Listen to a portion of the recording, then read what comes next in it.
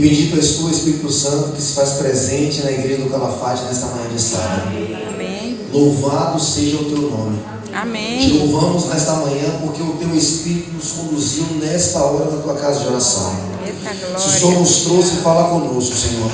Mas fala não que seja cômodo aos nossos ouvidos. Fala não que seja confortável para nós. Mas que nesta manhã o Senhor fale o que o Senhor necessita falar para realizar o maior milagre que o Senhor quer realizar em nossas vidas. Amém. Para muitos esse milagre é uma cura física, para muitos é um casamento, para muitos é um emprego, para muitos é uma casa própria, mas o maior milagre que o Senhor quer realizar em nossas vidas é a cura da nossa alma, Senhor. Que nesta manhã o Senhor realize um reavivamento, uma reforma na nossa vida espiritual, Senhor. Que o Espírito do Senhor nesta manhã fale como o Senhor nunca falou antes. Usa-me nesta hora, Senhor. Amém. O Senhor sabe que sou um pecador maior que todos aqui, mas que o teu Espírito move as nossas vidas. Então que o Senhor fale conosco através do teu poder. Que o Espírito Santo nesta manhã nos transforme por completo. E que a tua palavra, Deus, seja impressa em nosso coração, para que assim possamos tentar colocar em prática na nossa vida diária. Reaviva a nossa fé e salva-nos para o teu reino, em nome de Jesus. E a igreja diz: amém. Abram suas Bíblias no Evangelho de Lucas, no capítulo 19.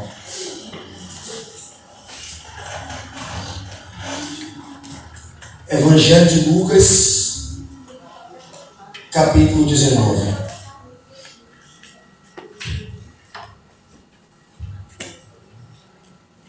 Do versículo 1 em diante. Todos acharam aí? Amém.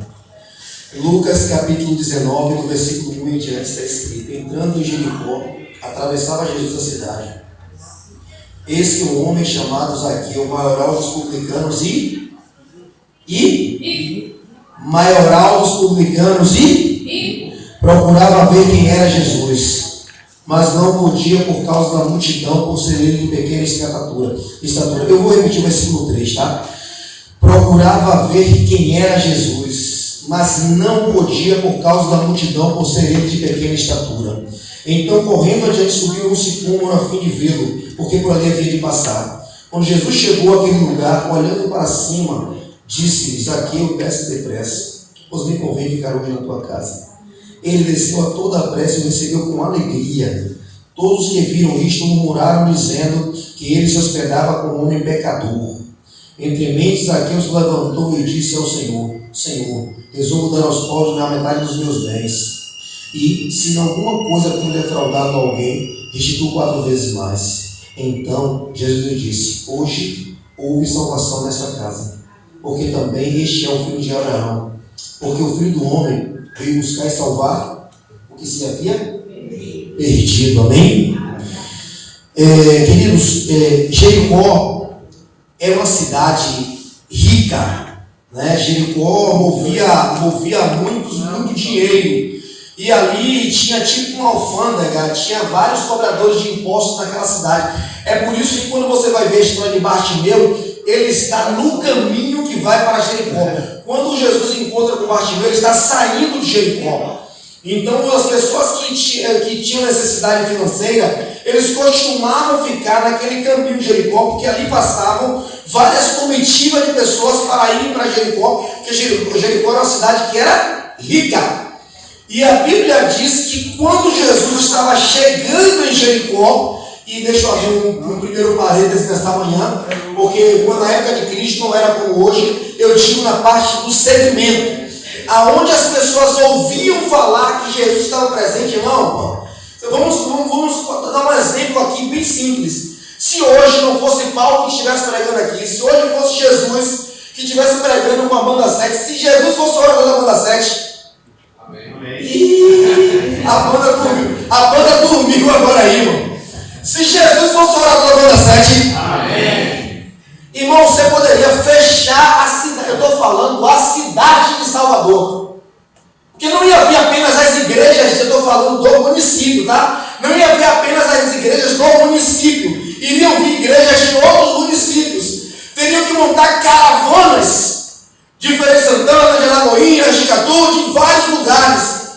Entende? Muito bem, com certeza não seria o culto da igreja de Calafate. Possivelmente ele ia daí um estádio de futebol para ter vários cultos.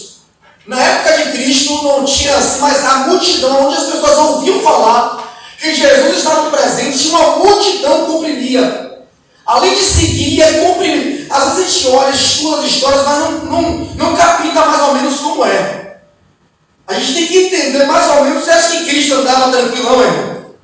Fica lá, você não. Irmão, Jesus vinha assim, ó. As pessoas vinham assim nele, ó. E aí Cristo vinha assim. E as pessoas vinham uma multidão e ele vinha comprimido. Porque a multidão queria ver quem era, queria conhecer. E aí a gente entra no primeiro detalhe, né? A questão é que a maioria das pessoas que o seguiam e o comprimiam não era porque queria entregar a vida a ele. Iam muito mais por curiosidade. Iam muito mais para poder, às vezes, até julgar. Porque a maioria daquelas pessoas que estavam andando com Cristo não entendiam o real sentido dele na terra. Inclusive os que estavam mais perto, os discípulos. Os discípulos que mais ouviam os sermões, que mais viam os milagres de Cristo, eram os que mais duvidavam do seu poder. O tempo todo eles estavam murmurando e achando que Cristo estava fazendo a coisa errada. Sabe por quê? Porque não entendiam o projeto de Cristo. Por que será que as multidões hoje seguem o mesmo princípio? Por que será que as pessoas que já fizeram parte dessa igreja hoje, algumas são afastadas fora da igreja? Por que será que nós que estamos dentro da igreja hoje não conseguimos buscar essa presença como deveria? Porque a maioria de nós, irmãos, não estamos perto de Cristo porque queremos adorar. A maioria está porque quer apenas seguir, não adorar. Porque é diferente. Então a maioria das pessoas que estão na igreja, ou seja, se a maioria que estão na igreja hoje não estão ainda prontos para adorar, imagina que estão lá fora. Se Satanás tem tentado, tem conseguido, tem tido êxito dentro da igreja, imagine fora, irmão. Imagine fora. Hoje as igrejas penam para ter o JA. Os líderes jovens têm que ficar suando, se humilhando para chamar a igreja para participar do JA. Que é um culto que é dia de quinta da tarde, né? Como é? Sábado à tarde, mudou agora para o domingo. O JA é sábado? Agora está sendo. Não. O JA não é sábado? Era no sábado. Mas a maioria é sábado, né? Interessante, né? Interessante, né? Então o culto JA faz parte do dia do... Por que na maioria, 99% das nossas congregações, esse culto não acontece como deveria acontecer no sábado de manhã? Por que será que a assiduidade do culto do JA não é a mesma de sábado de manhã, meu irmão? Aí você vai olhar para minha cara e vai dizer que você está estudo bíblico. Porque você faz visitações. Então cadê o resultado no tanque batismal? Porque é uma conta que não bate. É uma conta que não bate. Porque se todos os sábados tem culto de manhã, e aí é o culto, achamos que é o culto principal, deduzimos que seja o culto principal da nossa igreja, e é o culto onde eu vejo a igreja com uma assiduidade maior de membros, por que será então que o JA tem que ser às vezes mesclado um sábado no mês, 2 sábados no mês, e mesmo assim a assiduidade não é a mesma? E quando você parte para aquela questão de que eu estou no estudo, eu estou visitando, então a conta não está batendo. Porque se na maioria dos sábados eu não encontro assiduidade de manhã e de tarde, então eu entendo que a maioria da igreja que não está vindo para o JA está no estudo bíblico e visitando. Então se eu passo a maioria dos sábados visitando o estudo bíblico, cadê o resultado do tanque? Cadê o resultado do batismo? Porque é impossível, só se eu estiver afastado da igreja. Porque eu passasse os sábados todos dando estudo bíblico e visitando, eu trouxe pelo menos 2 pessoas para o batismo, alguma coisa errada está comigo, não está com um estudante. Você entende, irmãos? Que são desculpas. Você entende que o nosso nome da nossa igreja deveria mudar para Adventista do meio-dia do sábado. Não deveria ser do 7º dia por completo. Deveria ser do meio-dia do sábado. Porque a maioria de nós só adoramos, só dizemos que guardamos no sábado de manhã. Eu digo guardar por motivo do culto, tá? No sábado de manhã. Porque nem mesmo a sexta-noite daqueles grupos estão lá caóticos. Porque se verdadeiramente guardássemos verdadeiramente o dia de sábado por completo, os pequenos grupos estariam com as igrejas de manhã. Todos os pequenos grupos divididos estariam com a igreja como conjunto. É simples, é uma conta simples, é uma conta muito simples. É como se 1 mais 2.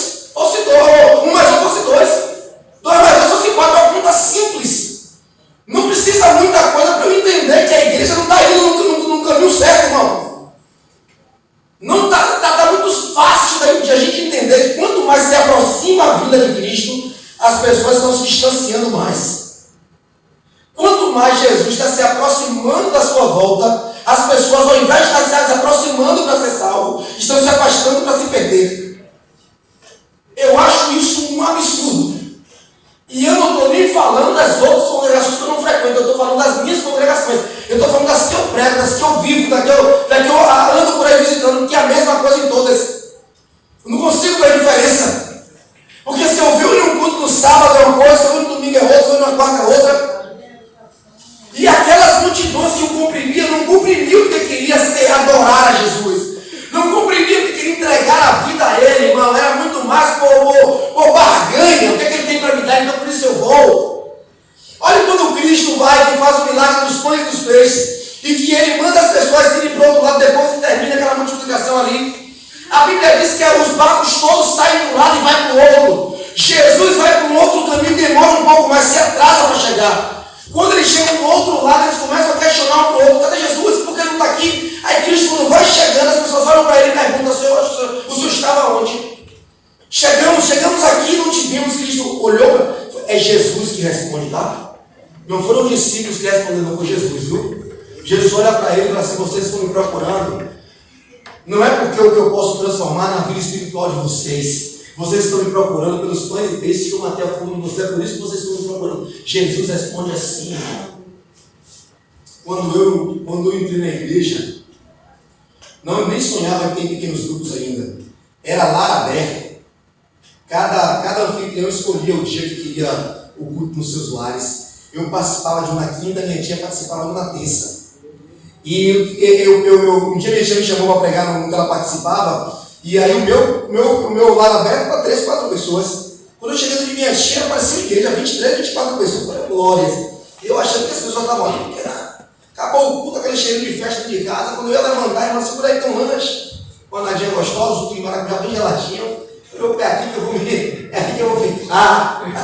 E sentei, e aí minha tia, no caminho de volta para casa, minha tia começou a conversar comigo e disse: eu estou achando algo estranho, eu acho que as pessoas estão indo muito mais pelo motivo do lanche. Eu falei: todo culto tem, todo culto tem. Ela falou: eu vou chamar o anfitrião e vou mandar ela segurar um pouquinho. Aí minha tia comentou que eu não participava desse, participava do outro. Aí minha tia me contando, 3 terças-feiras, a minha tia participava do dia um lanche, segurou as pessoas, já ficavam esperando, nem levantava, irmão. Já ficavam esperando a irmã servir. Aí a irmã falou: hoje não tem não. Aí resumindo a história, um mês se passou, quando depois de um mês só tinha ali, agora naquele mesmo pequeno grupo, que era 23, 24 pessoas, só tinha agora a irmãzinha da anfitriã, o filho dela, minha tia, mais 2 pessoas. Porque a maioria não estava participando mais, porque a irmã tirou o lanche. Vocês entenderam, irmão? Em um outro episódio, eu estava fazendo uma semana de oração na minha igreja, não preciso falar o nome, é claro, e eu aí preguei no sábado aquela festa linda, aquela multidão de gente na igreja. Igreja cheia. No domingo, aquela intermediária, né? Aqueles costumeiros e tal. Na segunda-feira, igreja quase vazia. Na terça, a mesma coisa. Quarta, vem aquela coisa dos costumes, né? Quarta, dia de culto, eu vou, mas intermediário também. Quando chegou na quinta, irmão, eu tomei um susto quando eu entrei na igreja. Quando eu cheguei na quinta-feira, que eu entrei para pregar, eu achei que eu estava em outra congregação. A igreja estava 2 vezes mais cheia do que no sábado. Na quinta-feira, um dia quebrado dessa semana. Eu fiquei curioso, eu não vou negar, eu fiquei curiosaço. Eu aí preguei, primeiro já fiquei com 2 curiosidades, a igreja cheia, e quando eu cheguei no púlpito, um pastor departamental na frente, sentado. Eu falei: uma coisa aqui, mas... Quando acabou o culto, que eu fui para a porta, aí eu apertei a mão, eu cheguei com o ancião da igreja e falei: irmão, não me leve a mão, mas ele está muito cheio, um monte de convidados, rapaz. Com uma coisa diferente. Ele: não, você não sabe, não. Eu falei: como é que eu vou saber? Ele: não, rapaz. Fulano de tal, esse fulano vai estar comemorando as bodas de prata. Hoje vai ter uma festa lá embaixo, tá cheio de comida lá embaixo. Está explicado. As pessoas não estavam procurando a Cristo por motivo do culto. Não estavam procurando por motivo da palavra, dos louvores. Eles estavam ali por motivo da festa. Entenderam a multidão? Você entende, irmãos, que a multidão hoje, qual o papel da multidão hoje na sua vida e na minha vida? Essa multidão da Bíblia, irmão, ela pode significar muita coisa para você e para mim. Porque quantas pessoas hoje você conhece, entendeu? Você conhece, que ao invés de estar te fortalecendo para trazer para a igreja, está te esfriando muito mais para você sair do que para você entrar. Quantas pessoas você está até olhando assim, não, rapaz, fulano de tal é meu amigo, rapaz. Fulano de tal é minha amiga. Mas as conversações estão muito mais te distraindo para você estudar a Bíblia do que você se aproximar de Cristo, do que você está estudando. As pessoas estão te distraindo muito mais de você estar estudando a Bíblia do que você está ali com ela, ali conversando, dialogando, o tempo está passando, o momento que você podia estar estudando, a pessoa está ali dialogando com você, a conversa está boa, e você está achando que aquela pessoa está te ajudando, mas o espiritual fica onde? Então, irmãos, tem que entender que as multidões estavam ali muito mais para atrapalhar e confundir as pessoas do que aproximar aquelas pessoas de Cristo. Pode analisar aonde Cristo estava, onde tinham as multidões, se as pessoas facilitavam o caminho ou complicavam o caminho, o acesso. Analise. Vamos lá. Para aquele coxo que está, aquele paralítico que não podia chegar a Jesus, que ele teve que pedir ajuda aos amigos, e os amigos entraram, quando vieram pela porta, achou acesso? Não foi porque a porta estava fechada, porque a multidão comprimia a porta. E os amigos só achou um espaço para o telhado subir para descer, porque a multidão estava atrapalhando o acesso. Aí você vê para a mulher do fundo de sangue a mesma dificuldade. Quando ela tenta se aproximar, a multidão estava ali cercando. E não foi diferente da vida deste homem, mas só que o que acontece, irmãos, quando você está focado no céu, ninguém te tira da eternidade, irmão. Quando você está focado no céu, querido, não é qualquer ventinho de doutrina que vai te tirar daqui de dentro, não. Quando o seu objetivo, sua prioridade é Cristo, não é amizade, não é dificuldade, não são barreiras que vão tirar da igreja. Eu fico achando isso interessante. As pessoas abrem a boca e dizem, não, para mim não dá mais, é porque eu vou para outra igreja agora, é porque eles acham que o problema são as igrejas. O problema não está nas igrejas. O problema está em mim. Em mim. Repara algumas coisas, que eu estou assim, eu vou pregar uma igreja. E aí quando eu estou saindo, alguém chega assim, rapaz, esse sermão assim, era para fulano de tal. Não, irmão, o sermão era para mim. Não era para fulano de tal. Fulano de tal era para estar aqui, não, quem era para estar aqui sou eu. Se ele não está, é porque não era para ele. Se ele não está, é porque o Espírito Santo não era para ele. Eu vou bater muito na tecla, ele não veio, mas se eu vim, é porque Deus quer falar comigo. Quando a pessoa está alicerçada em Cristo, nada te tira da eternidade. Nada te tira da presença. Quando Zaqueu ouviu falar, ele ouviu falar que Jesus estava passando por Jericó, porque, como eu falei, uma multidão chegava, então as pessoas alarmavam. Jesus está vindo aí, é Cristo que vai passar por aqui. E Zaqueu ouviu. Quando Zaqueu soube que Cristo ia passar, ele correu para ir. E na mente de Zaqueu, como é que ele sai de casa? Olha, vou sair porque eu quero encontrar aquele que um dia ouvi falar que ele transformaria vidas. Aí você vai na Bíblia e vai pesquisar o que Zaqueu ouviu falar de Jesus. Zaqueu era maioral, era rico quer saber de Jesus nada. Aí quando você vai estudar mais a fundo, você vai ver que quando João Batista pregava no deserto, e a mensagem de João Batista não é uma mensagem de carinho, ele batia muito mais do que alisava. E João Batista pregava, vocês têm que se arrepender, raça de víboras, porque Jesus estava vindo, e aquilo outro. E uma dessas mensagens que João Batista estava pregando, quem estava na carruagem passando? Zaqueu. E quando Zaqueu estava passando, João Batista pregando alto, pregando, dizendo que Cristo era a única saída, e dizendo que Cristo era o único que poderia perdoar os pecados, dizendo que Cristo era o único que não ia olhar para os seus defeitos, para os seus problemas, para as suas lamentações. Zaqueu ouvindo tudo na passagem, ele nem parou, ele passou e ouviu. Então, quando ele soube que aquele mesmo Cristo estava passando, que ele teria a oportunidade de pelo menos ver quem era. E um detalhe, irmãos, quando Zaqueu ele sai de casa, queridos, porque ninguém quer conhecer Jesus se ele não tiver uma transformação interna. Como é se eu não escuto a voz do Espírito Santo? Como é que eu vou saber que eu vou querer ir para a igreja? A partir do momento que alguém quer vir para a igreja, ouvir um sermão, porque antes o Espírito Santo já falou, aquela pessoa já abriu a guarda. Quando Zaqueu ele sai de casa, ele já sai com o coração dele totalmente aberto para a transformação. Entende? Ele não sai porque ele queria ter um encontro social. Ele não sai porque ele queria ver um amiguinho dele na rua. Ele saiu naquele momento decidido a entregar a sua vida a Cristo. E quando ele vai, que ele encontra a primeira barreira, que é a multidão, ele não para, irmão. Aí está o grande problema da população hoje. Porque qualquer coisinha as pessoas param. Qualquer coisinha as pessoas não querem ir na igreja. Olha a dificuldade quando tem data aqui. A pessoa abre até a pouco, que dia vai ter tal dia? Tal dia, mas outro dia eu vou. A semana toda não tem, eu não vou mais 4 horas, não boto o pé um dia.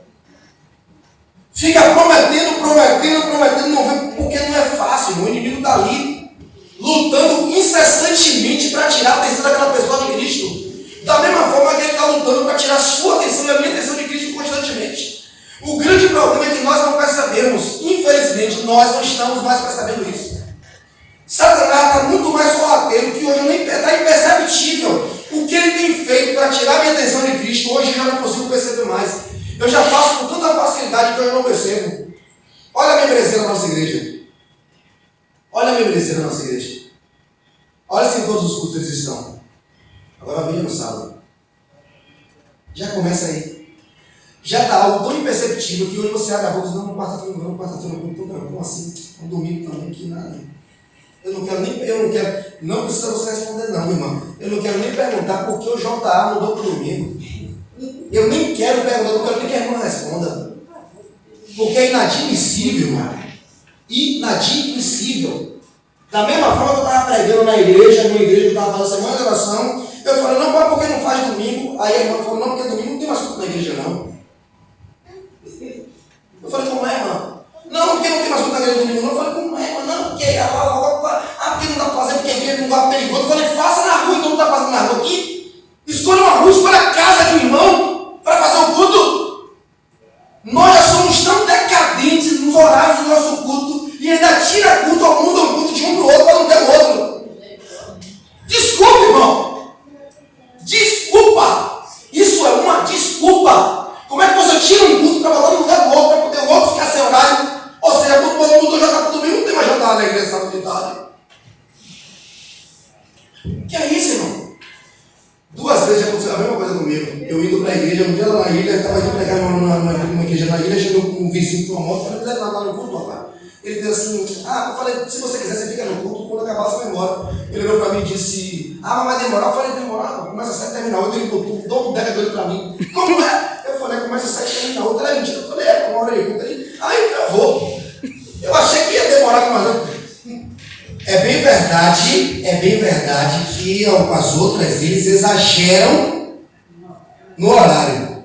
Nós, o exagero máximo dele para o horário, o nosso é o exagero mínimo. A gente poderia ficar intermediário, né? Mas não, o exagero máximo dele é o mínimo nosso. Aí, quando eu estava na Semana do Calvário agora, eu saí, meu irmão estava sentado na porta, eu aí saí para ir para o culto. Quando eu voltei, ele olhou e disse, se você esqueceu alguma coisa, já acabou, o culto está voltando já. Foi tão rápido que ele achou que eu tinha esquecido alguma coisa em casa, irmão. Porque o nosso culto, dia de quarta-feira, é 1 hora de relógio. Os domingos, 1 hora de relógio. 1 hora de relógio. Que você chega a cada 3 louvores, eu não vou nem orar muito, porque senão atrapalha o horário da pregação. E se o pregador atrasar, eu vou dar culpa do pregador. É lamentável, irmão. Eu acho isso lamentável. O tempo que nós deveríamos estar adorando. Eu não estou falando de fazer culto de 2 horas e meia, não estou falando isso. Eu não estou falando disso. Mas no mínimo 1 hora e 40, 1 hora e meia, 1 hora e meia ali, para passar mais tempo louvando, para passar mais tempo orando, e nós não oramos na igreja. Para passar um tempo maior clamando a Deus aqui dentro, pelo menos aqui dentro, que na casa o tempo é mais escasso. Mas pelo menos isso. Eu estava falando agora crescendo em graça, preguei 3 dias lá na igrejinha ali, e eu estava falando sobre isso, irmão. Aí eu fui falar um pouco sobre isso, minha oferta, não trazendo o dinheiro, mas trazendo o nosso tempo. E aí eu vou perguntar para vocês, eu nunca fui bom de exatas, tá? Eu nunca fui muito bom de exatas. Mas eu vou perguntar para vocês aqui, 10% de 24 horas são quantas horas? Hã? 2 horas e 40.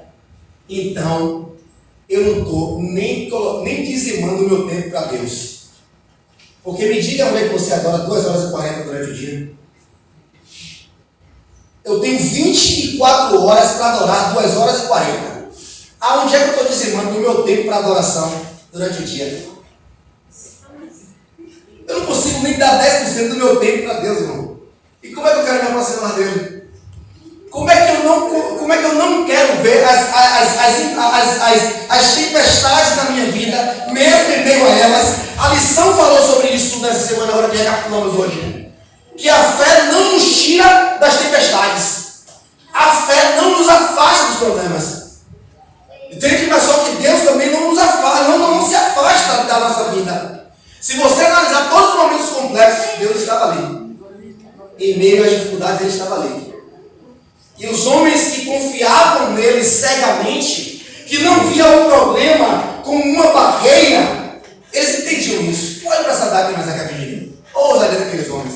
Olha aí, fique sabendo aí que eu estou aqui, ó, nessa fornalha. Deus tem poder para livrar, mas se Ele não puder, daqui a gente não vai sair, está lá nisso banhando na fornalha. Entende, irmãos? Quando você quer realmente se aproximar de Cristo, nada te tira da presença dele. Zaqueu, ele queria ter esse encontro. E não era uma barreira de homens, não era uma multidão que ia pará-lo. E a Bíblia vai dizer que quando Zaqueu ele olha para o lado, ele vê uma árvore brava. Não era uma árvore comum de subir. Não era uma árvore simples. Se você for estudar mais a fundo, você vai ver que não era uma árvore tão simples. Era uma árvore complexa, talvez tivesse espinho, talvez tinha algumas barreiras ali. Mas acho que ele olhou para isso? Ele subiu sem olhar a dificuldade, irmão. Porque ele queria ver quem era Cristo. Quando ele sobe, que ele está lá em cima, Cristo vai o comprimido. Já é difícil olhar para frente, imagine para o alto. Mas só que tinha um detalhe. Quando Cristo estava passando, Jesus já sabia da vida de Zaqueu desde o princípio. Porque ele sabe da minha trajetória desde o princípio. Jesus não sabe da sua história a partir do momento que você se batiza, não, irmão. Jesus, ele sabe da sua vida antes de você nascer, porque ele sabe tudo desde o princípio. Ele já sabe o final, desde o princípio. Ele sabia que Zaqueu já estava ali, com o coração sedento. Olha que detalhe que às vezes você passa sem perceber. Quando ele vai passando, ele olha para cima e grita o quê? Ô rapaz, ô meu amigo, desce daí. É assim? Como é que Cristo fala? Ele chama pelo nome. Vai lá na Bíblia para você ver qual é o encontro, outro encontro antes desse, que Jesus sentiu com Zaqueu. Qual é o outro encontro? Como é que ele sabia o nome daquele rapaz? Você entende agora, irmãos, que Jesus já sabia da vida daquele homem desde o princípio? Não teve um outro encontro, mas Jesus já sabia que ele estava ali. Não foi diferente com o paralítico na porta do tanque de Betesda. Como é que Jesus vai se aproximando daquele paralítico? Olha a Bíblia que vai dizer isso. Quando Cristo chega perto, a Bíblia diz que Jesus já sabia que ele estava ali desde sempre. A Bíblia diz, sabendo que um homem estava ali, aí você vai e volta. Quantos anos aquele homem estava ali? Já paralítico. 38 anos. Se Jesus não tinha nem isso de idade, irmão, como é que a Bíblia vai mencionar que ele já sabia? Porque ele sabia muito antes até de vir para a terra. Jesus já sabia desde o princípio a dificuldade daquele homem. Como Jesus sabe da sua dificuldade desde o princípio. Como ele sabe da minha luta desde o princípio. Jesus não perde nada de vista. Ele não perde os meus problemas de vista. Ele não perde a minha vida, as minhas lutas de vista. Ele não perde nada de vista. Tudo Cristo sabe. E é por isso que quando ele olha para cima, ele fala, Zaqueu, desça depressa. Eu acho que Cristo está com o coração pulsando para ele assim, eu já conheço a sua história, desça daqui, eu sei o que você quer, eu sei o que você quer, eu sei o que você deseja. Desça daí, eu acho que ele queria abrir o leque, mas não podia, né? Porque senão a população ali, aí ele fala, desça porque hoje me convém estar na sua casa. Aí o que eu falei dos discípulos, olha o que os discípulos fizeram. Se eles soubessem quem era aquele ladrão, é assim que eles falavam. Se ele soubesse quem é aquele ladrão, ele não ia na casa dele. Quando Cristo vai pegar em Maria Madalena, irmão, o que é que os discípulos andaram? Se ele soubesse quem era aquela prostituta ali, ele nem tocava nela. Quando Cristo está no encontro da mulher do samaritana, quando Jesus está ali sozinho, os discípulos vêm, eles montam uma panelinha separada e falam assim, ele está falando com uma mulher. Você consegue entender que aqueles homens estavam ali muito mais para atrapalhar do que para salvar? Você consegue entender que algumas pessoas que estão perto de você hoje, se você parar para refletir, colocar alguns pontinhos no i, você vai entender que algumas pessoas estão muito mais para te atrapalhar aqui dentro do que para somar com você. E aos seus olhos é essa pessoa que você acha que está te ajudando, ao contrário, está te afastando de Cristo. Faça uma reflexão na sua vida. Às vezes são pessoas que estão dentro do seu próprio lar, da sua própria casa, que tem tentado te atrapalhar com o seu projeto com Cristo, irmão. Comece a refletir hoje. Às vezes até uma criança que está ali, você está tentando buscar o seu culto, você já cuidou dela em todos, já fez tudo que tinha que fazer, você vai para o seu culto, ela está ali, tentando, aí você pega de novo, atrapalhando a sua convivência com Cristo, o relacionamento com Cristo, irmão. Quando Jesus chega na casa de Maria e Marta, quem é que tenta atrapalhar Maria do relacionamento dela com Cristo? Quem é que tenta? A sua irmã. Dentro de casa, o senhor não está aí incomodado que ela está aí? Tentando atrapalhar o relacionamento da irmã com Cristo. Dentro de casa. Então comece a refletir. Quem pode estar fazendo o papel desta multidão aqui?